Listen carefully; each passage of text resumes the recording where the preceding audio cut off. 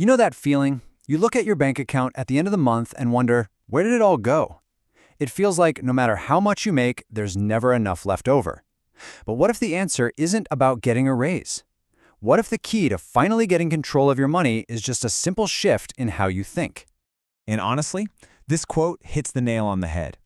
This one little bit of confusion, mixing up the things we want with the things we absolutely need, is the thing that quietly wrecks our finances. It's a small mistake in our heads that leads to some pretty big problems down the line. So let's really dig into this, right? This is the core issue with our spending habits. And it's not about being bad with money, it's just about getting crystal clear on a couple of definitions. Okay, so look at this. It's super simple when you see it laid out. Over here, you've got your needs. These are the absolute must-haves. We're talking food, rent, a way to get to your job, the non-negotiables. And then on the other side, wants. These are the things that make life, nicer. Eating out, that shiny new phone, all those streaming subscriptions. The trouble only starts when we get these two mixed up. And this is exactly where our own brains can kind of trip us up. Let's look at how easily we let these two categories bleed into each other in our everyday lives, and how it drains our wallets without us even realizing what's happening. Does this one sound familiar?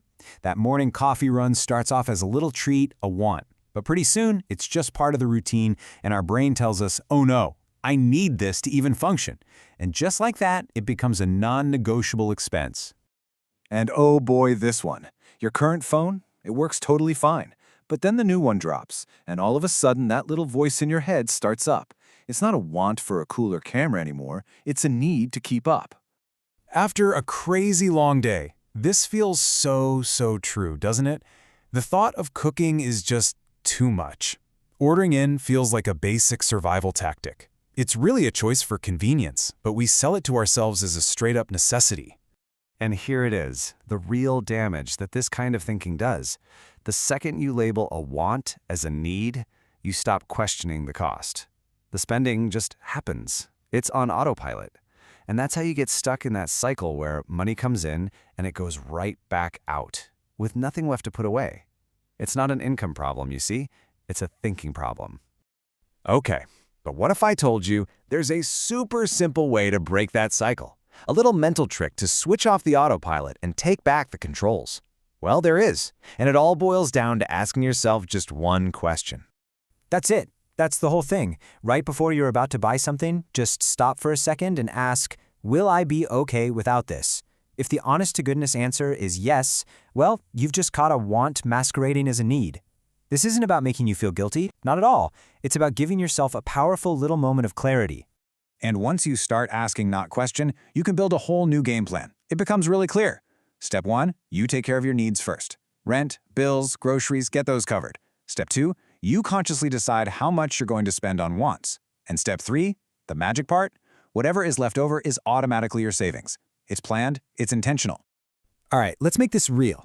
I want to show you a quick example so you can see just how massive a difference this one tiny mental shift can make.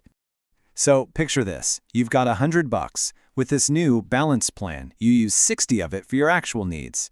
Then you make a conscious choice to spend 30 on a few wants. Maybe you go out to dinner or buy something you've been eyeing. But look, you've still got $10 left over. That goes straight to savings. You paid your bills, you enjoyed your life, and you saved money. Win, win, win. Now, let's flip it. This is what happens when those wants feel like needs. That $30 want, plus a couple others, they just get lumped in with everything else. And before you know it, the whole $100 is just gone. Zero left to save. It's the same amount of money coming in, but a completely different result, all because of that one little distinction in your mind. So let's be really clear here. The goal is not to live a boring life where you never buy anything fun again. No way. The goal is to be in control. It's about putting yourself back in the driver's seat of your own finances. It's just a simple order of things. Needs first, wants second. That's it. That's financial control. So I'm going to leave you with this question.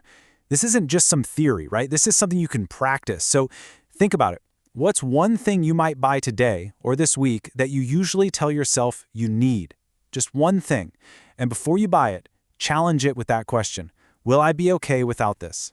The answer might be the first step to totally changing your financial future.